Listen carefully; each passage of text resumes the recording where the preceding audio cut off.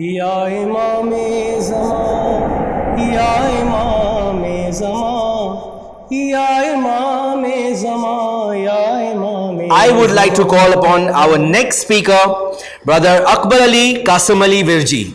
Let me give a brief about him. Brother Akberali Kasamali Virjee is a dynamic executive with 10 years of experience in helping organizations to reach their full potential, adept in making key decisions and working with other professionals to achieve their goals and solving their problems.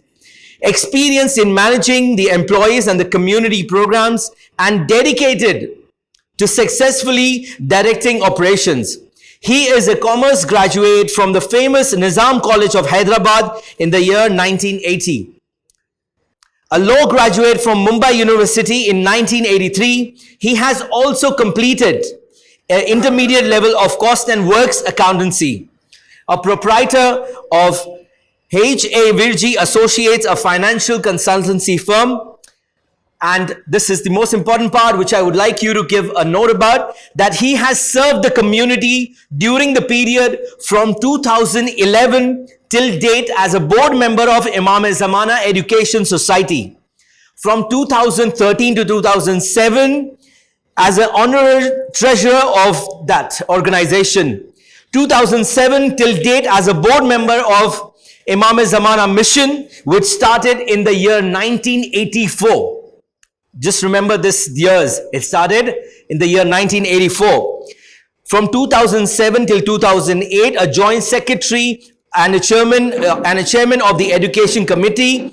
He is serving an honorable president as of now and a chairman of the education committee of both Imam Zamana Mission and Imam Zamana Education Society since 2018 till date.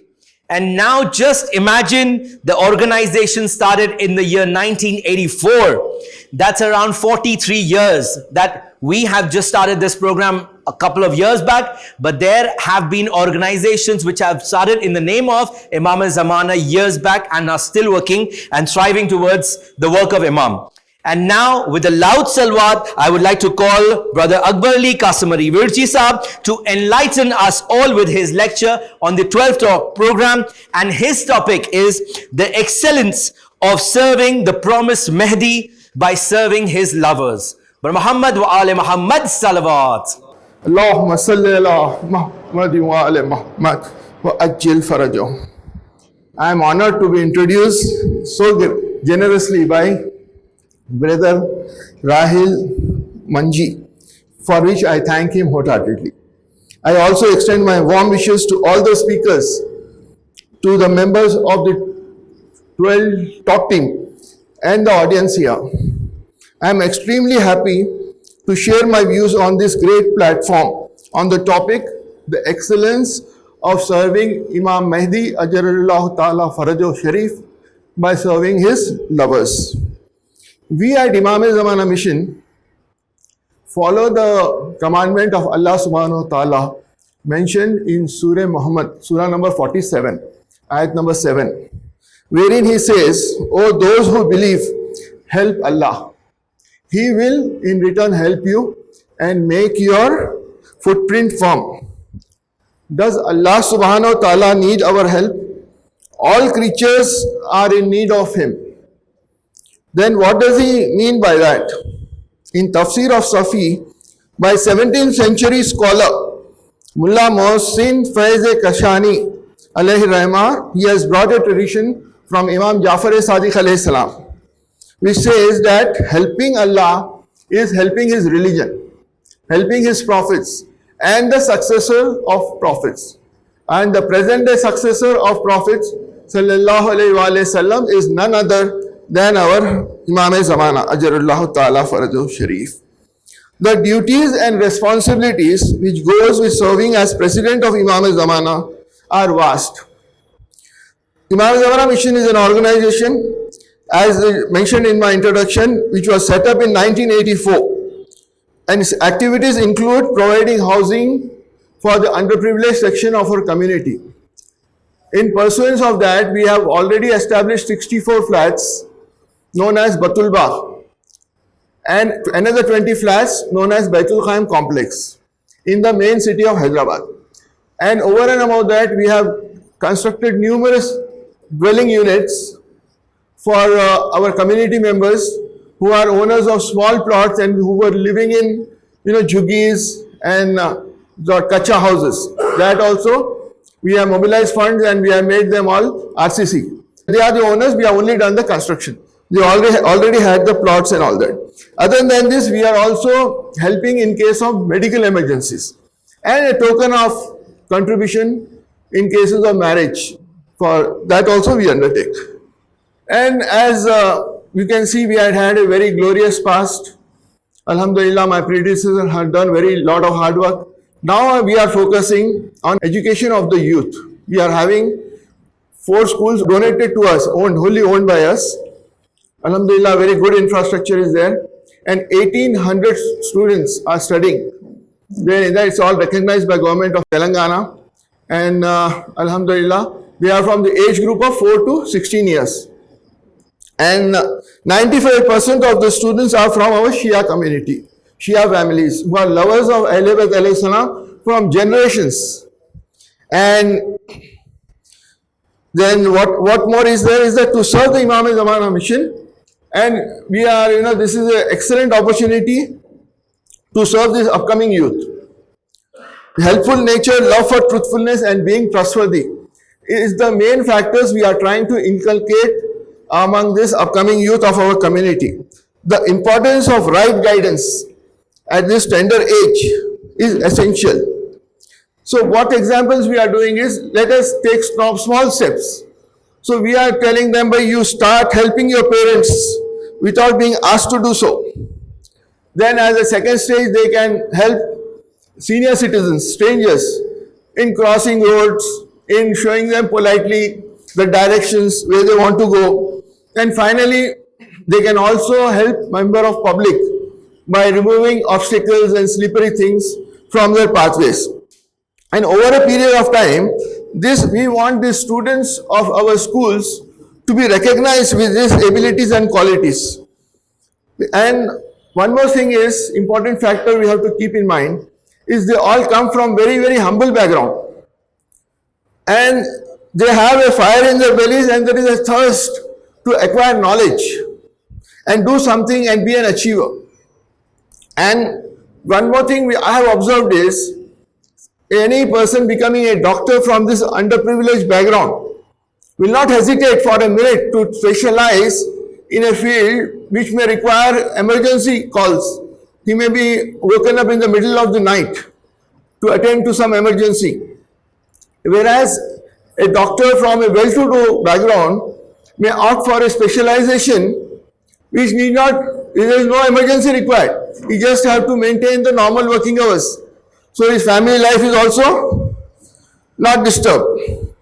Then on my visit to schools, one interesting observation I have noticed is, all the principals insist that the staff and students speak in English. Why? Because ours is an English medium school. At the same time, these schools are under Shia management and control. So what I feel is, it is absolutely necessary and essential to observe the practice and teachings of Ahlul Bayt alayhimus salam. And one more thing that comes to my mind is, we come across various advertisements, say for example, sale of automobile. How do they advertise it?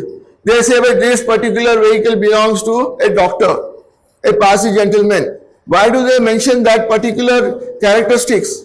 Because it's a general impression that those vehicles will be well maintained.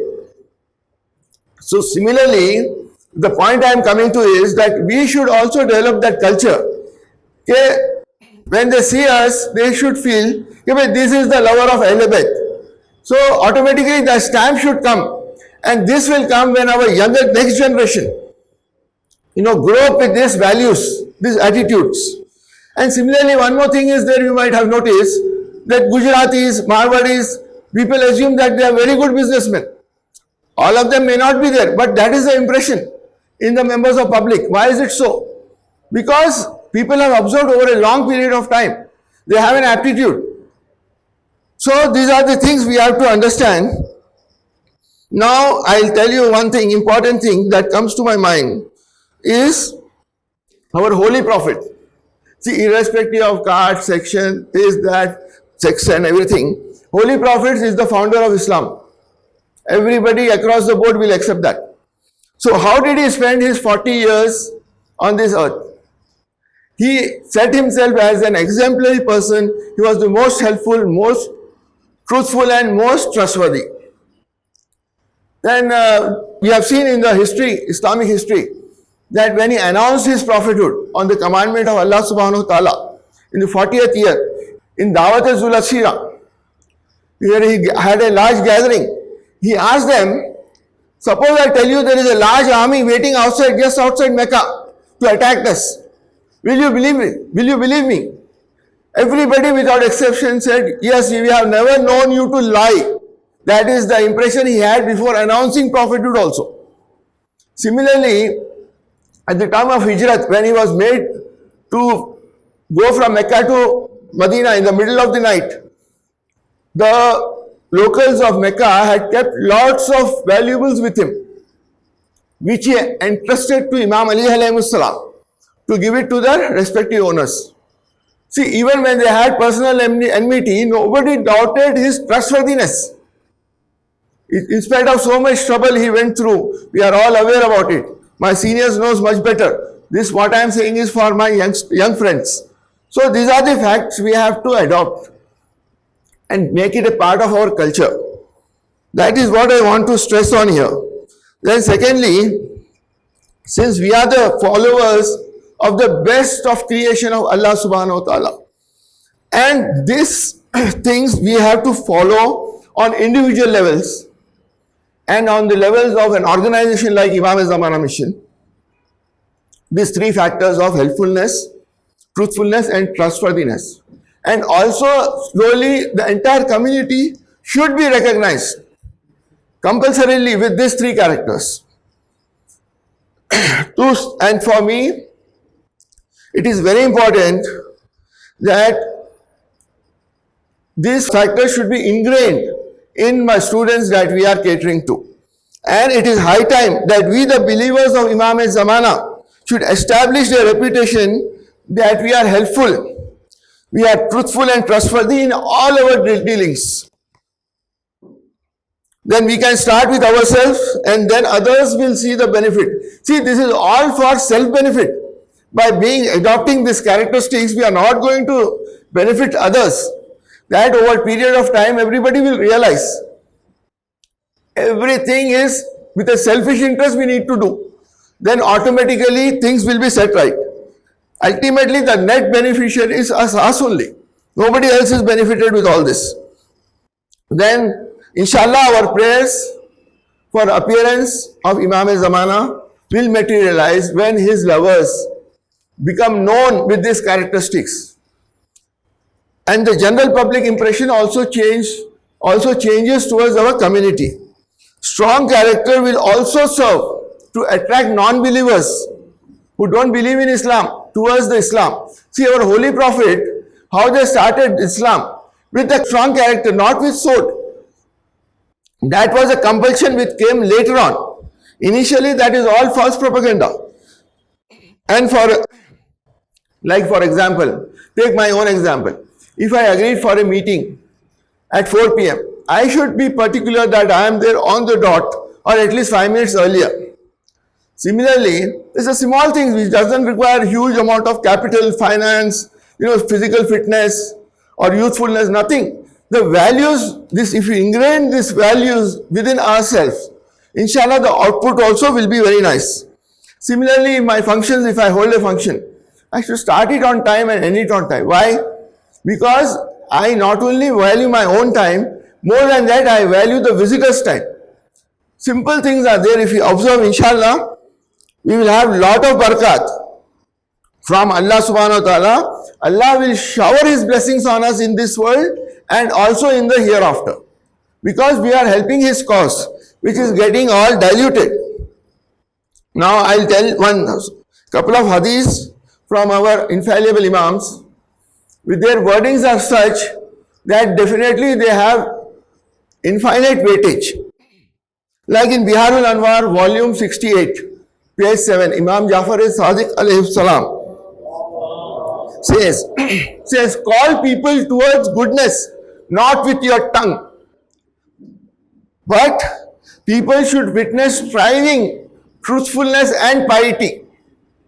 See, these are infallible Imams. You see the weightage behind what they are saying. One jumla of theirs has so much weightage, it is mind-boggling. Similarly, our fifth Imam, Imam Mahdi alayhi salam says, Aina Nabil Wara, help us with piety. What is it? What is it they want? Is it going to help them in anything, our piety? It is because the overall cause, they have the overall picture in mind, the larger picture as they say in mind. Similarly, see, if a son is there, if he does anything wrong, the father is blamed. His upbringing is questioned. Correct? So, and our Imams consider ourselves very, very close to them. Anything we do which is unpleasant, unwanted, they feel ashamed about it. We should make them proud of with our attitude, with our behavior, with our culture, everything. I'll make it short since my time is up. To conclude, each of us have to identify an area of focus to serve Imam Zamana, Ajarullahu Ta'ala Farajo Sharif, by serving his lovers. And this is the important part. We have to excel in whatever we do. This will be a Sawab-e Jariya for us, our parents and teachers. Then I'll close this with a final hadith. Imam Jaffery Sadiq alayhi salam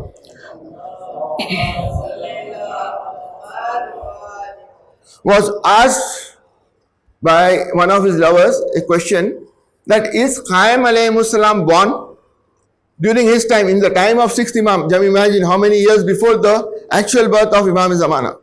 He replied no, but he said, I would love, his wordings I will replicate exactly because it is a hadith, I don't want to mix my own words in that.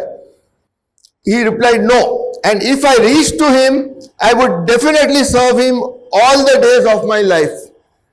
What does it mean? Our 6th Imam has expressed his longingness to be present in present era of Imamat of Imam Zamana.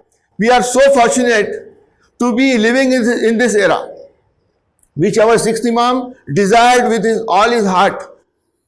And we have to serve Imam Zamana, and we should take every opportunity and dedicate our lives in serving Imam to seek closeness to Allah subhanahu wa ta'ala. Qurbatan ilallah. So I sincerely thank you all for giving me your valuable time. Inna Allaha wa malaikatuhu yusalluna ala nabi. Ya ayyuhallazina amanu sallu alayhi wa sallimu taslima. Allahumma salli ala Muhammad wa ala Muhammad wa ajil farajahu. Thank you, sir. MashaAllah. आरिज़ा इसलिए खाके शिफा से लिखा है, जरूर होगी नायत इमाम आखिर की।